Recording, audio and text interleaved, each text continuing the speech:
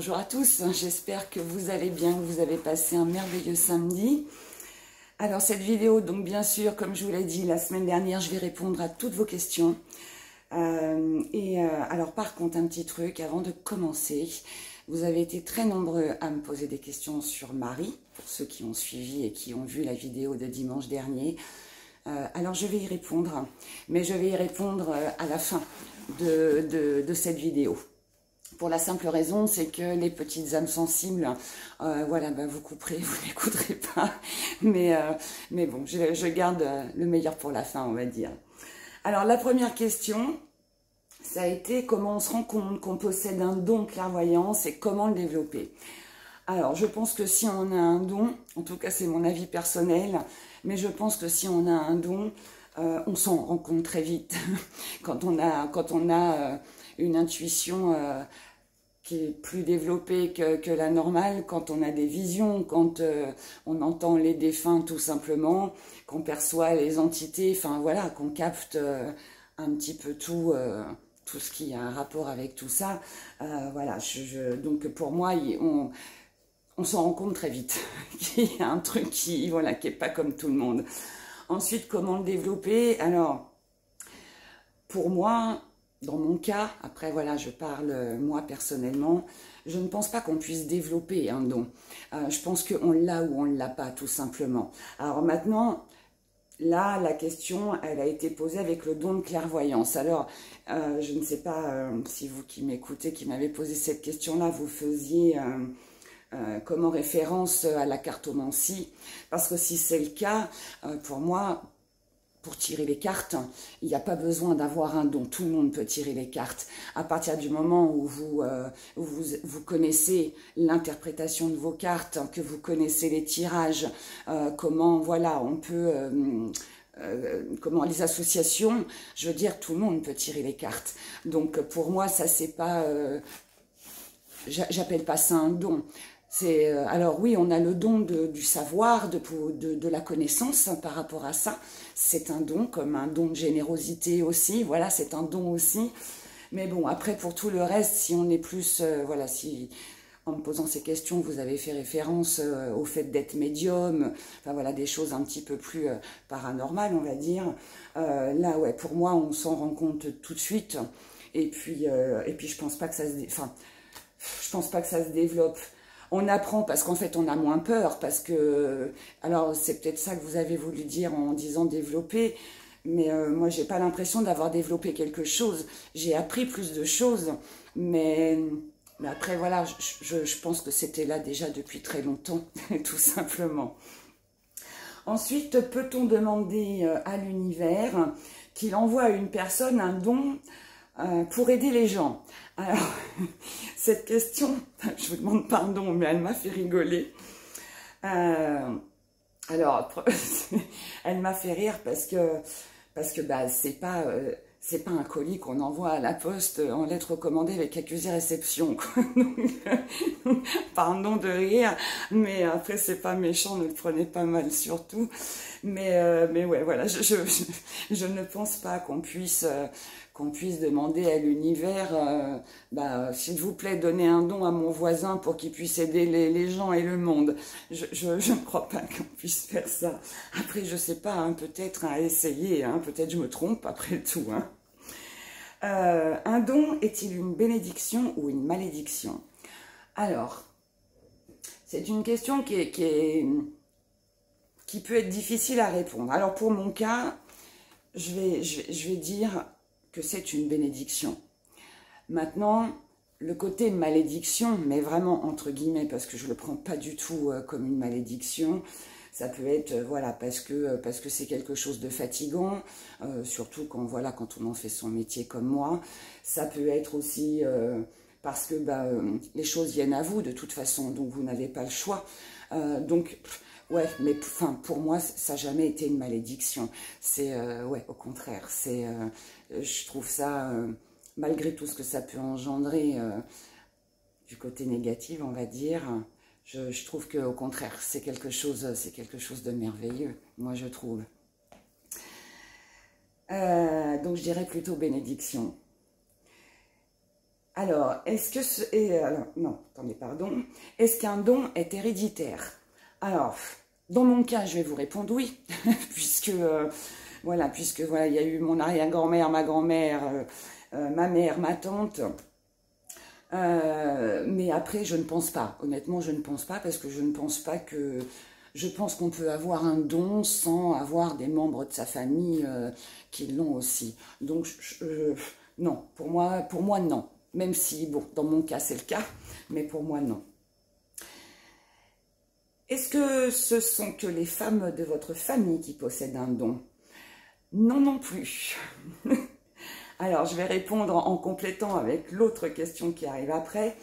Est-ce que vos enfants ont un don eux aussi? Si oui, est-ce qu'ils les mettent en pratique? Alors, sur mes 4 enfants, j'ai ma fille, j'ai parlé un petit peu dans la vidéo dimanche dernier, oui, qui je pense est médium aussi, puisque voilà, elle a vu les entités donc de cette maison où j'habitais. Après, sur mes 3 garçons, j'en ai un qui, oui, a une intuition qui est très très développée. Alors après, est-ce que c'est seulement son intuition qui est développée? Au début, je me suis posé la question. Et puis aujourd'hui, il a 23 ans. Et 23 ans, il y a quand même des choses, quand il me dit « Non, non, ça, maman, je le sens pas ». Ou alors qu'il me dit « Ça, maman, je sais pas pourquoi, mais non, voilà ». Il sent. Il arrive à sentir les choses. Donc, et il se trompe, jamais. J'allais dire rarement, mais jamais, je peux le dire. Donc pour moi, oui, il a quelque chose. Maintenant, est-ce qu'il les met en pratique? Alors ma fille déjà voyait les auras de très petite. Elle voyait les auras des gens. Donc elle me disait les couleurs en fait qu'ils avaient. Elle me disait maman, telle personne, voilà, elle a du rouge, ou alors elle a du rose. Elle a que du blanc. Il y en a d'autres, c'était du marron. C'était un petit peu moins drôle. Mais voilà, donc elle me disait qu'elle voyait les auras. Aujourd'hui, elle ne les voit plus. Alors, est-ce que c'est parce que c'est elle qui s'est un peu coupée? Honnêtement, je ne sais pas. Ensuite, elle a commencé aussi à faire un petit peu les cartes quand j'ai ouvert ma chaîne. Et puis parce que ça l'attire aussi. Puis bon, avec une maman comme moi, c'est un peu compliqué de passer à côté. On va dire ça comme ça. Mais oui, mais Shirley, je pense qu'elle peut, je pense que oui, elle a quelque chose. Maintenant, là, elle est dans une période où voilà, elle est dans ses études, elle est à la fac, donc je pense que tout ça, c'est un petit peu mis de côté. Donc pour le moment, voilà, je pense que dans son esprit, voilà, c'est les études et puis bon, tout ce qui est, on va dire don, si vous voulez. Pour l'instant, c'est un peu... bon, je ne vais pas dire qu'elle s'y intéresse pas, ce serait pas vrai, mais voilà, elle ne cherche pas non plus à avoir des réponses à travers les cartes ou autres.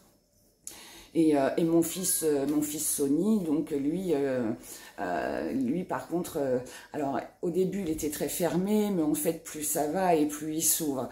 Donc, histoire à suivre, je vais dire. Pour l'instant, ils sont encore jeunes, même si, bon, 18-23 ans, mais bon... Mais je pense que oui, donc 2 sur 4. Pourquoi ne pas faire un livre? Alors cette question, je l'ai eue depuis déjà, je crois que le premier chapitre. Alors, pourquoi ne pas faire un livre? Parce que déjà, tout ce que je vous raconte dans les vidéos, il y a à peine la moitié et encore si c'est pas un quart, de ce que j'ai vécu, que je vous raconte en fait à travers ces vidéos. Donc il faudrait l'écrire, donc il y aurait beaucoup plus de choses à raconter. De l'écrire, c'est long. Alors maintenant, je vais en profiter pour passer un petit message, en tant qu'à faire. Si quelqu'un, si vous m'écoutez et puis que vous avez l'âme, je dirais... de vouloir me rencontrer, qu'on en discute, que vous mettiez ça par écrit, ou alors si tout simplement vous êtes éditeur et que ça vous intéresserait, ben voilà, qu'il y ait l'histoire des rats en livre, je suis toute oui. Je suis ouverte à toute proposition. Donc je n'ai rien contre un livre, c'est juste le temps en fait qui me manque, c'est tout. Il faudrait que je m'y mette, mais bon, après, entre mes journées, c'est un peu compliqué.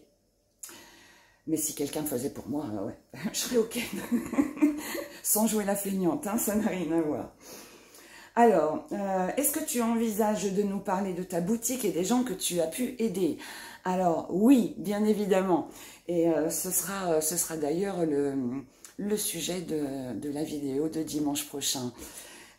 Qui s'appellera La Flamme du Temps, puisque c'était le nom de ma boutique. Comment fait-on pour se protéger et de quelle façon se fermer aux énergies négatives? Alors, comment fait-on pour se protéger? Alors pour moi, il n'y a pas de recette miracle, hein. Il n'y a pas de magie non plus. Je pense que comme on est en contact avec des défunts, ou alors on va dire défunts, on va dire entités, on va dire ne serait-ce même qu'une mauvaise énergie. Voilà, quand vous êtes en contact de personnes qui ont une vie très lourde, très pesante, ou qui sont médisants hein, aussi, hein, il y a des gens méchants, hein, et que vous avez tendance à tout absorber. Comment se protéger de tout ça? Parce que pour moi, tout est pareil en fait. Je dirais la foi, avoir la foi. Prier, comment se fermer aux énergies négatives? Alors, il y a un petit truc qui est très simple pour ceux qui n'arrivent pas à...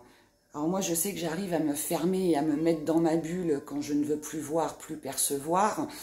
Alors, pour ceux qui n'arrivent pas à faire ça, essayez de visualiser une bulle autour de vous, dans laquelle vous êtes, qui ne vous empêche pas hein, de voir, d'accord? On va dire que c'est une bulle transparente.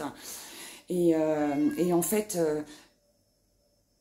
visualisez cette bulle et faites comme si c'était un bouclier de protection et que rien ne peut vous atteindre.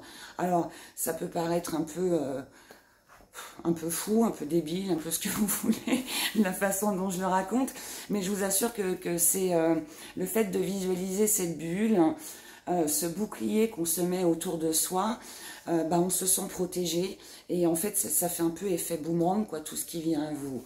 Mais bon, après, donc il y a ça, mais sinon honnêtement, comment se protéger? Il y a des pierres, les pierres sont là pour vous protéger, j'en parle assez souvent dans les énergies de la semaine. Les pierres sont très bien. Après, pour ceux, voilà, en fonction de votre religion, voilà, vous pouvez porter une croix, une main de Fatma, un œil, enfin, voilà, ce que vous, en fonction de qui vous croyez, tout simplement. Après, les encens sont très bien. Les encens, les bougies, la musique, la joie de vivre, l'amour, tout simplement. Restez dans l'amour. Plus vous resterez dans l'amour et plus vous serez protégé. Mais je crois que pour moi, de toute façon, le plus fort, c'est d'avoir la foi, tout simplement. Priez, ayez la foi. Enfin, pour moi, c'est qui peut vous protéger mieux que l'univers, quoi. Enfin, pour moi, c'est la meilleure des protections, ça restera toujours celle-là. Alors, après, voilà, ça reste mon point de vue. Hein. Quelles sont les méthodes de purification et de dégagement? Alors, déjà, j'ai fait des vidéos là-dessus. Donc, allez sur ma page. Dans la playlist rituel, vous avez la prière de purification et de dégagement qui est, mais franchement, très très bien. Maintenant... il y a eu aussi, j'ai fait aussi le rituel pour c'était comment savoir si je suis victime de sorcellerie ou de magie. C'est pas un rituel avec des incantations, des trucs maléfiques. Hein. En fait, c'est un saladier où on met du gros sel. Et ça,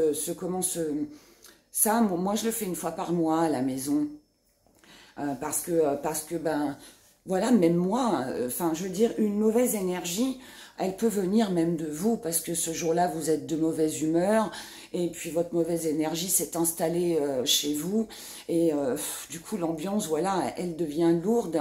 Ça peut être quelqu'un qui vient vous rendre visite aussi, ça peut être tout simplement les problèmes de votre vie, hein, d'accord? Tout ça, ça met de mauvaises énergies. Donc tout ça, en fait, ce saladier là, qui ça paraît tellement banal avec ce gros sel, ben, je vous assure que ça marche bien parce qu'en fait, ça enlève. Donc voilà, ça c'est une petite méthode qui coûte rien, qui est pas coûteuse, et puis qui est simple, qui est simple. Après, il y avait aussi comment la méthode de purification avec le safran. Pareil, c'est un petit bol d'eau avec du safran à l'intérieur. Donc voilà, donc là par contre je vous invite juste à aller voir les vidéos que j'avais déjà faites. Mais bon, je les mettrai en lien en dessous, comme ça ce sera plus simple. Pour ceux qui ne savent pas aller sur ma page et puis chercher, je mettrai ces 3 vidéos là en dessous la vidéo. Ensuite, comment se protéger des entités bonnes ou mauvaises? Alors, ça rejoint un petit peu tout ce que je viens de vous dire. C'est un peu la même question, mais c'est encore différent. Comment on se protège des entités? Alors, en se fermant, déjà. Alors maintenant, voilà, encore une fois, il n'y a pas de... Il n'y a pas de miracle, il n'y a pas de remède, je veux dire, il n'y a rien de magique dans tout ça. Une entité, alors dans mon cas, on ne choisit pas toujours hein, qu'elle vienne à vous, mais après, voilà, si vous êtes convaincu que chez vous, il y en a une, déjà, il faut que votre maison soit propre. Hein. Ça, c'est un truc, ça aussi, j'avais fait une vidéo avec la méthode Feng Shui, où placer vos objets, tout ça. J'avais fait aussi une autre vidéo pour sortir d'une... pour avoir du bien-être, pour comment se sentir bien et amener des bonnes ondes chez vous. Donc ça aussi, je vous invite aussi à aller les voir. Pareil, du coup, ça en fait 5. Hein. Je mettrai les 5 en dessous la vidéo. C'est des trucs bêtes, mais aérez votre maison, mettez de la lumière dans votre maison, nettoyez votre maison. Une maison enfouie, ça veut dire tête enfouie. Voilà, ça veut dire encombrement dans le cerveau, dans votre vie. Donc, les entités sont attirées par les lieux qui ne sont pas, je dirais, sains. Si vous avez une maison saine, dans les 2 sens du terme, à partir de là, il n'y a aucune raison qu'une entité vienne s'installer chez vous et vienne vous déranger. Pareil, bougies, encens, musique, enfin voilà, tout ça, j'en ai déjà aussi parlé. Tout ça, ce sont des choses que les entités n'aiment pas, donc vous allez les faire fuir. Si vous avez la foi, si vous avez un petit hôtel chez vous, priez, allumez vos bougies, allumez des neuvaines. Enfin, pour moi, il y a rien. Enfin, je trouve qu'il n'y a rien. Alors après, voilà, je suis pas non plus. Il y a peut-être d'autres méthodes, hein. Mais après, voilà, moi, j'ai pas la connaissance sur tout non plus. Mais en tout cas, moi, tant que je garde la foi, que je reste dans l'amour et que ma maison, voilà, est lumineuse et que je laisse entrer la lumière chez moi, il n'y a aucune raison que je sois en danger, quoi. Enfin, pour moi, voilà, c'est comme ça. Après, c'est aussi les énergies que vous dégagez. Si vous êtes bien, vous allez diffuser cette énergie chez vous. Donc forcément, vous allez vous sentir bien. Il n'y aura pas de place pour une entité. Donc elle ne restera pas, même si elle fait un petit passage comme ça vite fait. Elle ne restera pas, parce qu'il y aura trop d'amour dans votre maison. Donc voilà. Donc pour moi, la meilleure façon de se protéger, c'est la foi de toute façon, je pense. La foi, la lumière et l'amour. Il y a rien d'autre. Penses-tu que toutes les maisons anciennes sont habitées par des entités? Et si oui, est-il possible de la libérer?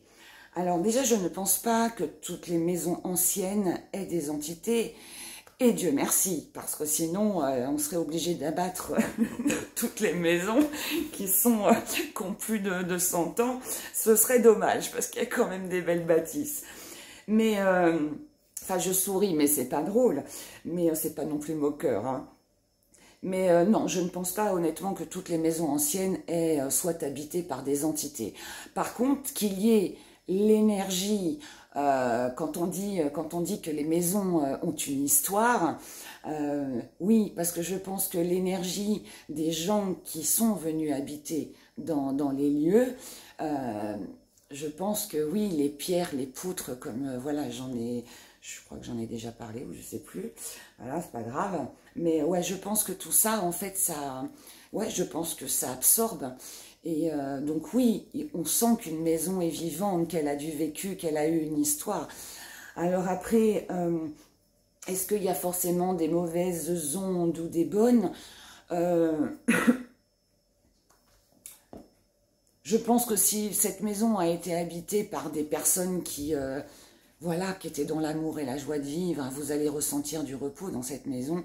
Et puis, bah, à l'inverse, vous allez ressentir aussi le mal-être. Donc après, est-ce qu'il est possible de libérer ces maisons-là qui ont des entités ou qui ont des mauvaises énergies? Oui, bien sûr. Bien sûr, déjà en réparant les fissures, parce que tout ça, ça apporte des mauvaises ondes en fait. S'il y a des fuites d'eau, s'il y a des fissures sur un mur, ouais, bouchez les trous, bouchez les fissures, réparez ce qu'il y a à réparer. Ne laissez pas les choses en fait se dégrader. Une maison qui se dégrade, c'est une maison qui retient une mauvaise énergie. Alors, on n'a pas toujours les moyens de pouvoir refaire une peinture, mais il ne s'agit pas forcément de moyens. On peut avoir une peinture abîmée, mais si cette peinture abîmée, admettons qu'elle soit écaillée et que bah, vous la grattez, plutôt que de laisser les trucs, voilà, la peinture là qui est toute gondolée, vous la grattez, vous la nettoyez, que la maison est propre et saine et qu'elle sent bon, vous voyez, le monsieur propre, hein, je fais de la pub, eh bien, vous allez écraser ça, en fait. Voilà. Donc, pour moi, oui, il est possible. Alors après, si on parle vraiment d'une maison qui a des entités, oui, bien sûr, on peut faire un dégagement. On peut faire un dégagement, donc ça passe par des prières, ça passe par voilà, tout un rituel, on va dire. Et oui, bien sûr qu'on peut les faire partir, fort heureusement. Alors, pas toutes, je vous l'avoue. Il y a certaines maisons, non. Enfin, en tout cas, moi, non. Après, je pense quand même que c'est possible. C'est possible, mais après, pour certaines où vraiment c'est très lourd, je pense très honnêtement que, mis à part un prêtre, moi en tout cas, je n'en ai pas le pouvoir. Voilà, si c'est une petite entité qui se balade, oui, j'arriverai à la faire partir, je l'ai déjà fait. Par contre, non, si c'est vraiment quelque chose de plus lourd, on va dire ça comme ça, non. Là, par contre, ouais, je pense que le prêtre est plus... c'est plus à lui de faire ça. Voilà, chacun son job et chacun son chemin de vie, on va dire ça comme ça. Ensuite, peux-tu... Mince, ma souris va trop vite. Non, penses-tu que toutes les... Ah non, non, je viens de la lire. Allez, je ne sais plus où j'en suis. Ah. Comment savoir si une maison est déjà habitée par des entités? Alors, honnêtement, même moi, avec mes ressentis, je me suis fait avoir 2 fois dans ma vie. Donc, je pense que... Alors, sauf si vous allez dans un lieu, en tout cas ce qui est mon cas, je vais prendre mon cas. Si voilà, on m'a appelé pour aller voir si une maison était saine, là, je vais dire que je déploie mes antennes, je m'ouvre et oui, là, je peux savoir si cette maison, elle est bien ou elle n'est pas bien. Maintenant, je pense que tant qu'on n'est pas, en fait, à l'intérieur, tant qu'on ne vit pas dans cette maison ou qu'on n'est pas entré dans le lieu, je ne pense pas qu'on puisse savoir. Alors, ça m'est arrivé de ressentir dès l'entrée de la maison qu'il y avait quelque chose de lourd et je savais que, voilà, déjà, il y avait une mauvaise onde, une mauvaise ambiance, la présence d'une entité. Mais c'est toujours un peu compliqué, en tout cas pour mon cas, de savoir à l'entrée de la porte si c'est l'énergie des gens parce qu'ils ont une vie qui est lourde et pesante, ou alors est-ce que c'est une mauvaise énergie parce que justement, voilà, la maison n'est pas saine, ou alors est-ce que c'est vraiment parce qu'il y a une entité? c'est, voilà, moi, tant que je suis pas dedans, j'ai du mal. Alors maintenant, pour d'autres, ça peut être différent. Mais après, je pense que pour quelqu'un qui voilà, n'a pas de ressenti, n'a rien, qui n'est pas médium, je pense que tant que la personne, en fait, n'est pas dans le lieu, ne vit pas dans le lieu, n'entend pas des bruits, n'entend pas, voilà, qu'il n'y a pas quelque chose qui se manifeste, je pense que c'est compliqué de savoir comment on peut savoir qu'il y a une entité ou pas. Que ressens-tu quand tu parles avec une entité? Alors, ce que je ressens, alors déjà ça dépend lesquelles, parce qu'elles ne sont pas toutes sympas. Mais bon, en règle générale, on va dire, je ressens... alors, quelquefois de la satisfaction, parce que quand ce sont des entités qui ont quelque chose de très lourd, ou alors qui sont là depuis longtemps et qui voulaient faire passer un message à quelqu'un et que je leur donne la possibilité de passer ce message, là, je dirais que c'est rempli d'amour, que ça me remplit d'amour, que je ressens quelque chose de merveilleux. Après, ce que je ressens aussi, c'est beaucoup de fatigue, parce que c'est épuisant, parce que l'entité se nourrit, pour être à côté de vous, elle se nourrit aussi de votre énergie. Donc parfois, surtout quand il y a des, je vais dire, longues, entre guillemets, conversations, ouais, là c'est long, c'est lourd, c'est pesant. Souvent, je suis très fatiguée après. Qu'est-ce que je ressens d'autre? Moi, c'est plus...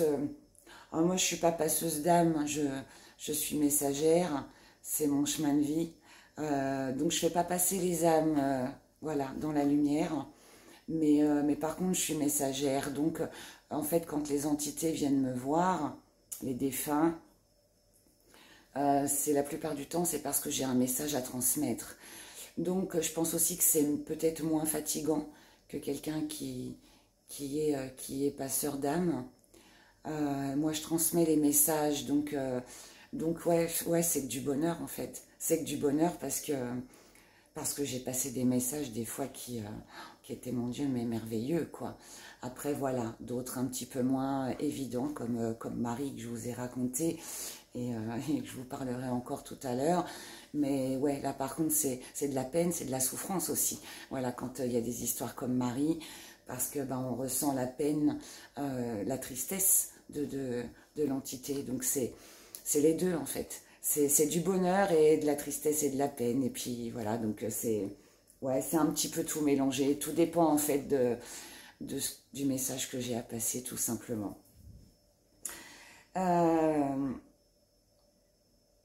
Est-ce que ce sont les lieux et les maisons qui viennent à vous? Alors, j'ai pas trop... alors, j'ai compris la question, mais j'espère que je vais bien répondre, parce que je l'ai relu plusieurs fois, en fait, pour essayer de la comprendre. Alors, j'espère que ma réponse va aller dans le sens où moi, j'ai compris la question. Alors, je ne pense pas que les lieux, les maisons viennent à moi, mais après... Moi, dans ma vie, à travers ce que j'ai vécu, ce sont les gens, en fait, qui sont venus me chercher. Mais aussi parce qu'ils savaient qui j'étais, ils savaient ce que je faisais. Donc, je pense qu'on vient vers moi, comme, voilà, vous regardez mes vidéos parce que vous avez besoin d'une réponse par rapport aux guidances. Donc, c'est vous qui venez, c'est pas moi qui venais à vous, c'est vous qui venez. Bah là, c'est un petit peu la même chose. Les gens viennent me chercher pour dégager un lieu, enfin une maison, quoi. Donc, après, c'est pas moi qui vais là-bas. Maintenant, comme, voilà, je pense aussi que, comme je l'ai expliqué dans la vidéo, quand j'expliquais ce que c'était d'être empathe et qu'il y avait des lieux que je ne pouvais pas visiter, oui, là, c'est moi qui suis allée. Mais je ne suis pas allée dans ces lieux-là pour rencontrer des entités. C'est parce que j'aimais le lieu. Donc après, non, honnêtement, enfin, je pense pas que ces lieux viennent à moi. En tout cas, qui m'attire. Mais par contre, oui, que les gens viennent vers moi, oui. Après, ce qu'il y a à l'intérieur des maisons, comme par exemple Marie, oui, c'est elle qui est venue à moi, mais je pense aussi que si elle est venue à moi, c'est parce qu'elle savait que je pouvais l'aider et que je pouvais l'écouter. Donc, dans ce sens-là, oui, ça vient à moi. Comment faites-vous pour porter tout ça? C'est lourd et compliqué. Alors oui, ça a été très lourd, ça a été très compliqué. Mais aujourd'hui,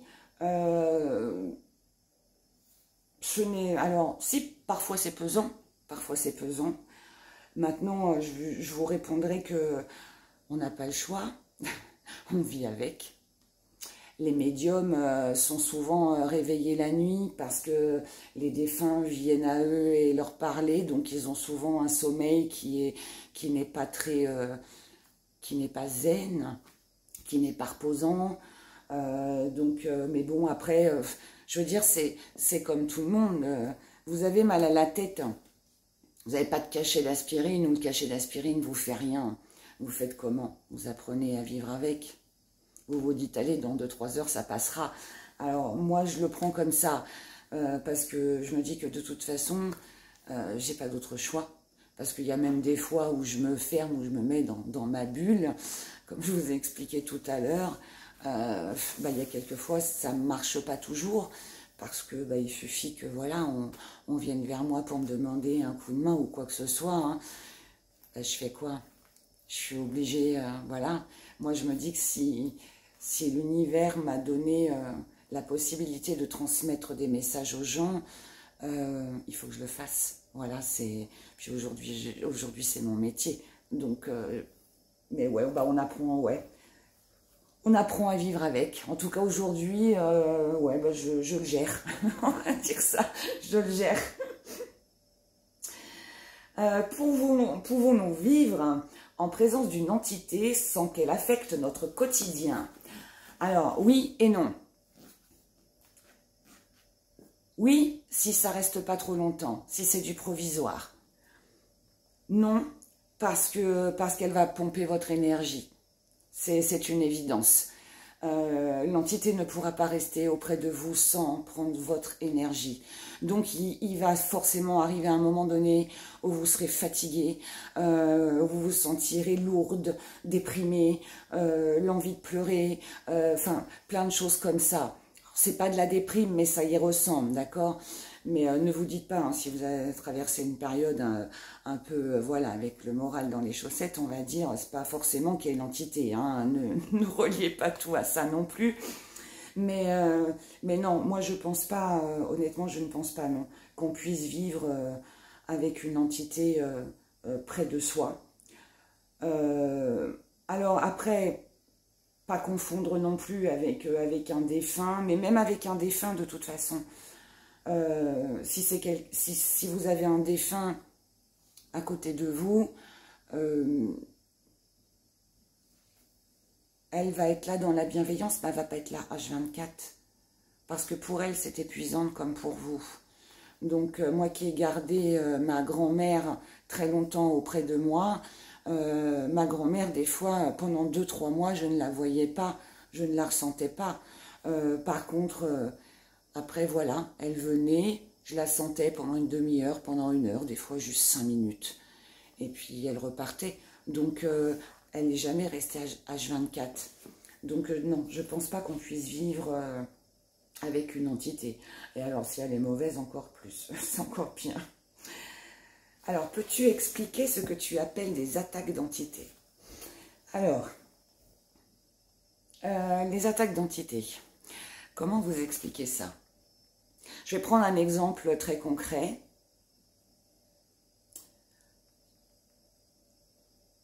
Quand il y a eu une fois où j'ai été nettoyer une maison, faire un dégagement dans une maison.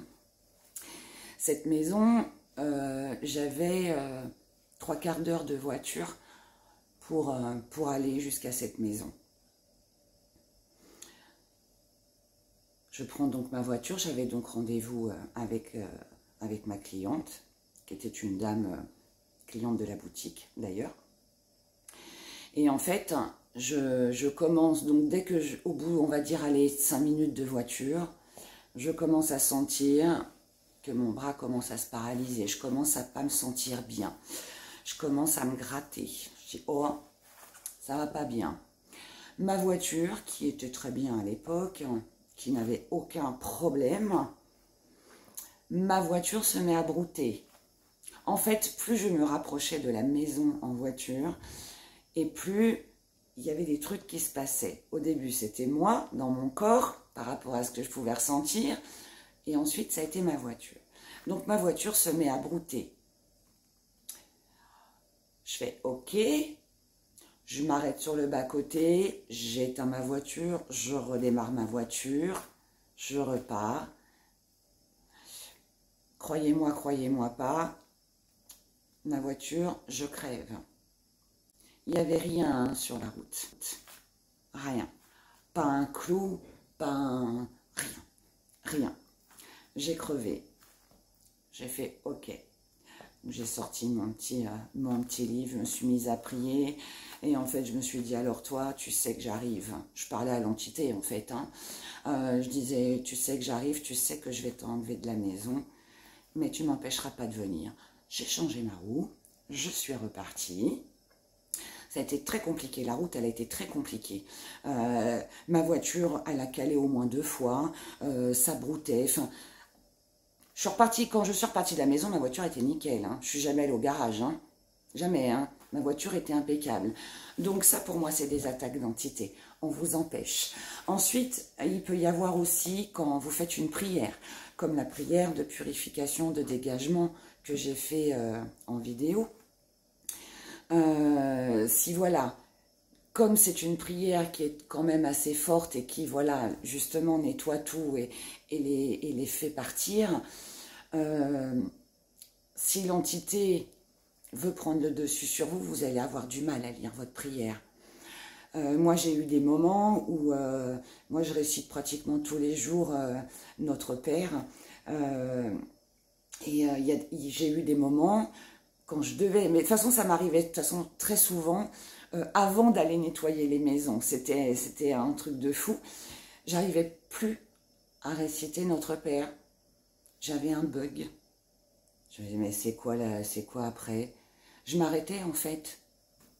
J'étais là, Notre Père qui est aux cieux, et là, bah, c'est quoi la suite? C'est quoi la suite? Et je dis, ah, en fait, pour moi, on m'empêchait de me protéger. Donc ça, pour moi, c'est des attaques d'entité. Ensuite, alors, il y a des choses beaucoup plus importantes. Comme quand, voilà, dans les maisons que j'ai dégagées, ça m'est arrivé de me prendre un objet sur le pied.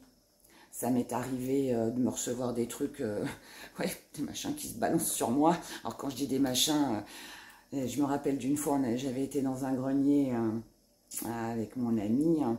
On avait été dégager cette maison et puis quand on est monté là-haut, alors bon, c'était un grenier, il y avait plein de trucs qui traînaient.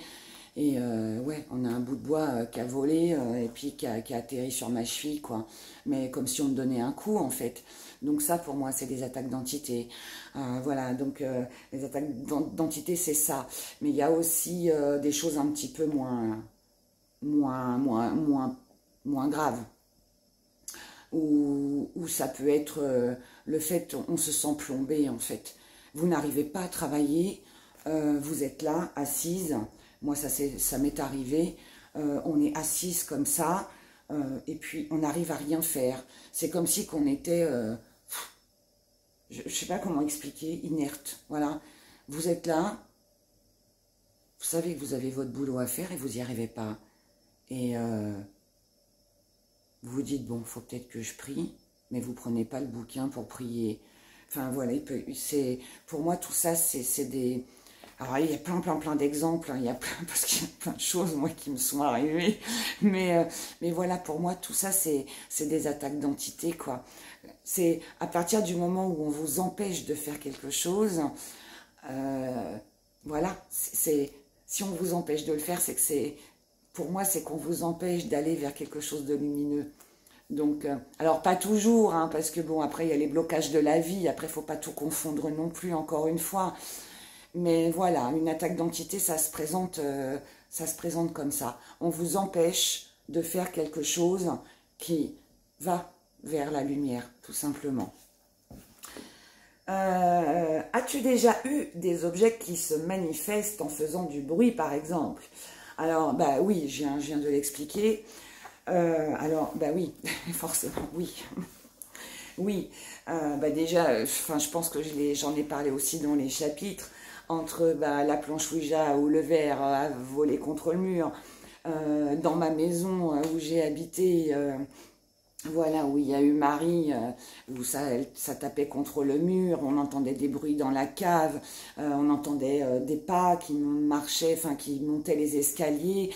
Enfin voilà, après, bah, comme je vous l'ai dit là, en dégageant les maisons, en allant faire des dégagements dans les maisons, oui, j'ai eu des choses comme ça. Oui, j'ai eu des choses comme ça. Bah, je vous ai parlé là du bout de bois que je me suis pris dans la cheville. On m'a bousculé aussi.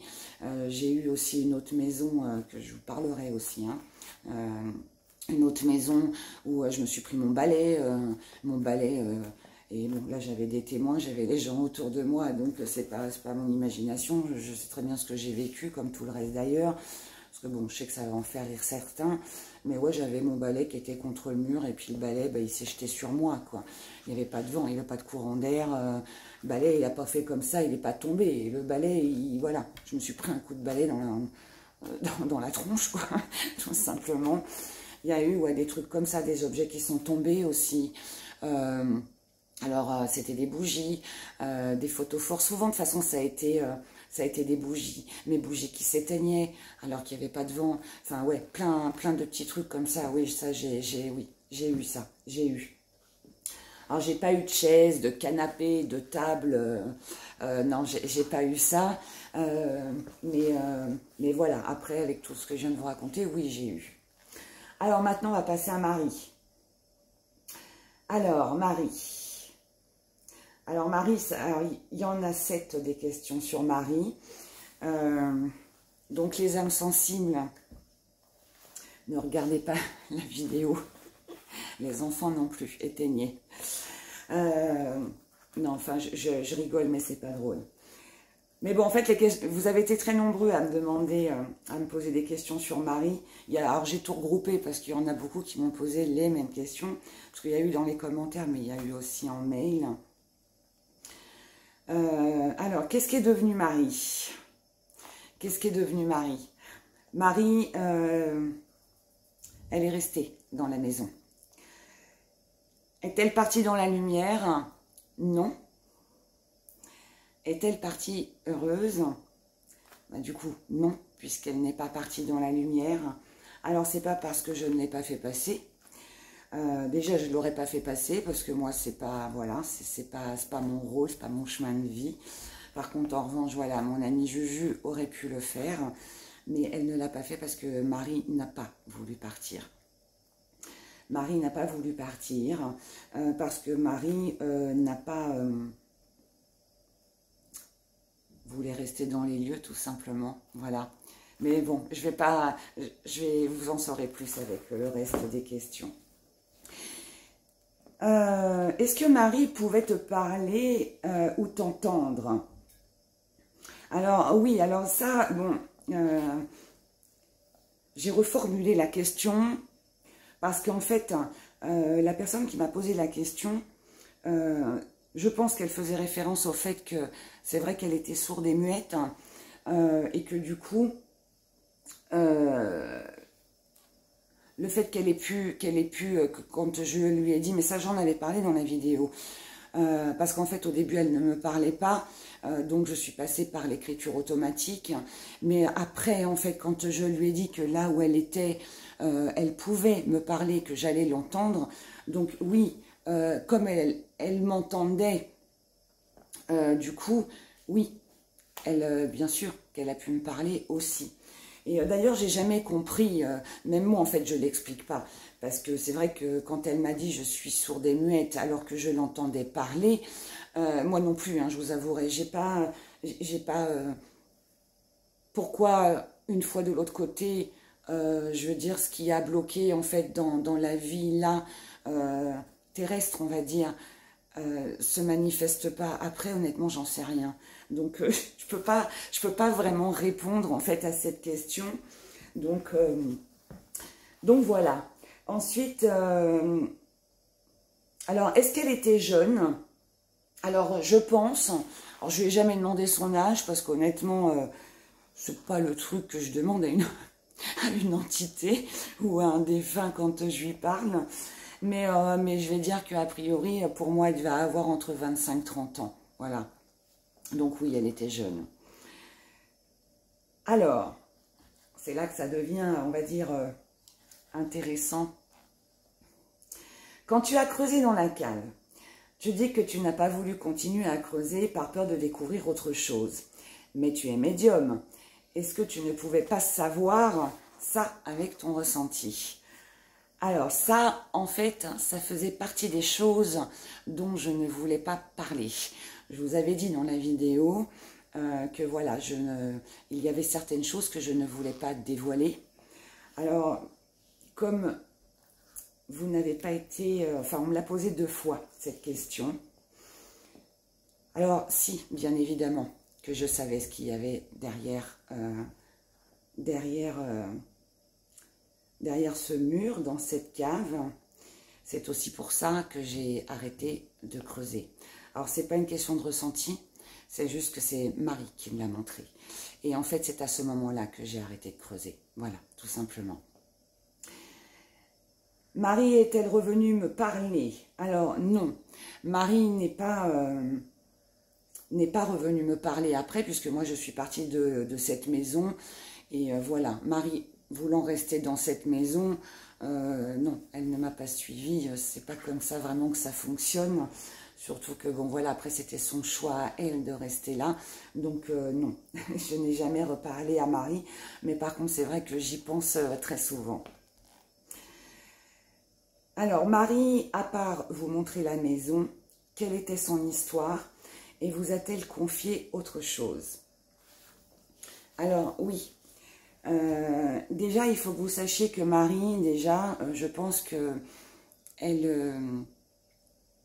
moi, je pense qu'elle m'a protégée parce qu'elle m'a quand même montré ou indiqué dans quel endroit de la maison étaient les mauvaises entités. Ensuite, oui, elle m'a raconté son histoire. Bien sûr qu'elle m'a raconté son histoire, que je vais vous raconter d'ailleurs. Alors, je ne sais pas si je dois tout dire, mais bon, allez, on va raconter, puis ça viendra, comme ça devra sortir. Je sais que ça devait se faire ainsi, on va dire ça comme ça. Marie, en fait, vivait dans cette maison avec ses 2 parents et son petit frère. Marie, son histoire, c'est qu'un soir, il y a eu 2 hommes, 2 voyageurs qui sont venus frapper à la porte de cette maison et qui ont demandé une soupe. Les parents de Marie ont fait entrer ces 2 hommes dans la maison. Donc elle m'a montré, hein, j'ai vu. Elle m'a montré. Il y avait même c'était pas un chaudron, c'était une grosse gamelle qui ressemblait à un chaudron en fait, avec la soupe dedans sur la cheminée. J'ai tout vu en fait, elle m'a montré tout. Ensuite, donc ils ont donc accueilli ces 2 hommes. Malheureusement, après le souper, ce n'était pas 2 hommes, on va dire, dans la bienveillance. La maman de Marie, alors le papa s'est fait poignarder, la maman de Marie s'est fait égorger. Marie a pris son petit frère, s'est sauvé, et elle est partie par cette cave. Cette cave que je vous ai expliquée, qui était reliée à l'époque, Provins, 30 km autour, voilà. Toutes les maisons étaient reliées donc dans les tunnels. Donc Marie a pris ce tunnel, enfin ouais, est entrée dans cette cave en fait pour se sauver. Le souci qu'il y a eu, c'est qu'en fait, il y a eu un effondrement. Et en fait, Marie et son petit frère sont morts dans cette cave. La cave s'est écroulée. Ces deux hommes ont pris la fuite. Je ne sais pas ce qu'ils sont devenus. Et en fait, c'est pour ça que Marie voulait que je creuse. Et c'est pour ça aussi que je vous ai dit dans la vidéo de dimanche dernier que j'ai arrêté parce que j'avais peur d'y trouver un cadavre ou autre chose. Et donc, je me suis arrêtée, en fait. Marie, au début, elle m'a montré sa fuite. Moi, j'ai cru qu'en fait, elle voulait me montrer, je sais pas, je vais dire une bêtise, mais un coffre, peut-être un médaillon, un bijou, je sais pas quoi, quelque chose. Et en fait, c'est quand on a commencé à creuser, et puis qu'on était à peu près à ça d'avoir creusé, que là, Marie, en fait, m'a montré la cave qui s'écroulait sur elle et son petit frère. Donc, je me suis dit, oula, là, stop, il faut que j'arrête de creuser. Et en fait, Marie n'a pas voulu partir dans la lumière parce que son petit frère était coincé dans cette cave. Alors, pourquoi je n'ai pas vu son petit frère et je n'ai vu que elle, honnêtement, je n'en sais rien. Mais du coup, elle n'a pas voulu s'en aller dans la lumière parce qu'elle a voulu rester auprès de son petit frère, tout simplement. Donc, voilà l'histoire de cette maison. Voilà ce que j'ai vu, ce que Marie m'a montré. Et puis, dont je ne voulais pas forcément parler. Mais c'est parce que c'est des images qui sont très dures, parce que bah, il faut être forte de caractère pour pouvoir les voir. Parce que bon, là, je vous explique ça comme ça, mais comme je vous l'ai expliqué, voilà, on n'est pas dans un film, quoi. Là, vous savez que c'est vrai. Et la dernière question que vous m'avez posée, qui va faire suite à tout ça, c'est est-ce que vous avez eu accès à des documents autres que les photos sur les habitants de cette maison? Alors, oui. J'ai eu accès à d'autres documents par le maire de ce village qui m'ont pas honnêtement apporté grand-chose. Voilà. Parce que bon, à part l'extérieur en fait et le village comment il était avant, j'ai pas eu vraiment grand-chose. Mais par contre, enfin, j'ai pas eu grand-chose, j'ai quand même eu le fait de voir qu'il n'y avait rien qui avait bougé, comme je l'ai expliqué. C'était déjà pas mal. En tout cas, ça fait un peu flipper quand même. Par contre, j'ai eu avec les gens du village, surtout les anciens, et un voisin aussi que j'aimais beaucoup. C'était un petit papy ouais, qui avait beaucoup d'amour dans son cœur. C'était vraiment quelqu'un de très bien. Et lui, par contre, m'a raconté beaucoup de choses. Et en fait, il m'a expliqué aussi que ces tunnels n'existaient plus parce qu'en fait, il y avait eu trop d'enfants. Lui m'a dit qu'à l'époque, quand il était petit, il jouait dans les champs, tout ça. Et en fait, il y avait eu pas mal d'enfants qui étaient tombés, en fait, parce que bah, ça s'écroulait, hein, ça s'effondrait. Et qu'il y a eu beaucoup d'accidents comme ça, de petits garçons, de petites filles, qui sont tombés, en fait, parce que bah, en dessous, il y avait les caves et que ça commençait à s'effondrer et qui sont morts dans leur chute. Ou alors qui n'ont pas pu ressortir parce que, bah, tout comme Marie, ça s'est écroulé sur eux et puis bah voilà, donc ils sont morts. Donc il y a eu beaucoup de trucs comme ça. Donc du coup en fait ils ont décidé de tout écrouler et puis il y a eu aussi, il m'a expliqué que pendant très longtemps il y avait eu pas mal de champs qui ont été interdits parce que donc pas de cultivation, rien du tout à cause de ça justement. Il m'a expliqué aussi que cette maison, alors déjà c'était une maison, ça faisait déjà 3 ans qu'elle était vide, qu'à chaque fois de toute façon que les couples qui avaient habité dans cette maison ont toujours voulu faire des travaux, mais que ça n'a jamais été jusqu'au bout. Les gens ont toujours commencé à faire les travaux, mais il n'y a jamais eu rien de fini. Souvent les gens se sont séparés dans cette maison. Donc beaucoup de séparations, beaucoup de disputes. Il y a toujours eu des choses comme des fuites d'eau, il y a eu toujours des dégâts, voilà. Il y a toujours eu des choses comme ça. Donc tout ça c'était un petit peu étrange, mais bon, donc voilà quoi, donc oui j'ai eu accès, mais sans avoir accès à des documents officiels qui le racontaient. Alors par contre si, j'ai eu aussi par contre si accès à des journaux aussi, des journaux qui disaient la maison de la poisse, voilà, parce que les couples ne restaient pas, mais bon, après, bon, coïncidence, vérité, j'en sais rien, mais bon, c'est vrai qu'il y avait quand même une histoire avec cette maison. Donc voilà, donc oui, j'ai eu accès bien sûr à ça, mais bon, j'ai plus en fait, j'ai plus été enrichie avec les anciens en fait du village. Après, il y en a certains qui n'ont pas voulu me répondre, qui m'ont... Voilà. Chut, hé, viens là. Désolée. Il y en a certains... Tais-toi. Il y en a certains aussi qui n'ont pas voulu me répondre. On va essayer de finir sans les chiens. Chut. Qui n'ont pas voulu me répondre et qui m'ont fermé la porte, qui m'ont dit non, ça, je ne veux pas en parler. Donc bon, donc après je me dis que si les gens n'ont pas voulu en parler, c'est que forcément il devait y avoir quelque chose. Mais après voilà, je n'en sais pas plus du coup là-dessus. Donc voilà pour cette vidéo. Désolée pour mes petits chiens. Voilà, il y a eu du bruit dehors, donc ils ont entendu.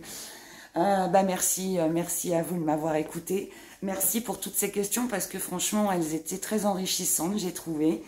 Et puis, écoutez, je vous dis à dimanche prochain avec le prochain chapitre qui va parler donc de ma boutique. Je vous embrasse très fort. Passez un merveilleux dimanche. Prenez soin de vous et surtout, gardez la foi. Gardez la foi et restez dans l'amour. C'est le plus beau des cadeaux de l'univers. Au revoir.